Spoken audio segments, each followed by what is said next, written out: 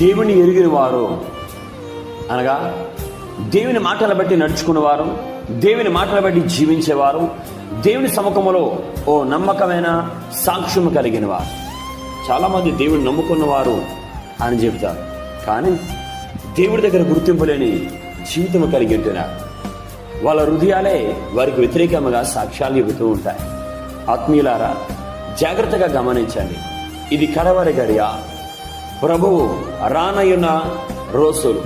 కాబట్టి మనము పొందుకున్న రక్షణ అనే ఆహ్వానాన్ని మనము కలిగిన వారమగా, సిద్ధపాటు కలిగిన వారమగా, మెలకువ కలిగిన వారమగా, పరిశుద్ధత కలిగిన వారమగా, ప్రభు యొక్క రాజ్యములకి చేర్చబడాలని ఆశ కలిగి, ఆతురత కలిగి మనము మన ఆత్మీయ జీవితంలో జీవించాలి. మనం ఎప్పుడైతే మెలకువతో కూడిన ఆత్మీయ జీవితంలో జీవిస్తామో దేవుణ్ణి చూస్తాం, దేవుని యొద్దకు చేర్చబడతాం, దేవుని రాజ్యములోనికి చేర్చబడతాం. దేవుని బిడ్డలారా, దేవుని ఎరిగిన అనుభవం నీ లోపల ఉండాలా, నీ హృదయం లోపల ఉండాలా. దేవునితో సన్నిహిత సంబంధం కలిగి జీవితాన్ని జీవించు.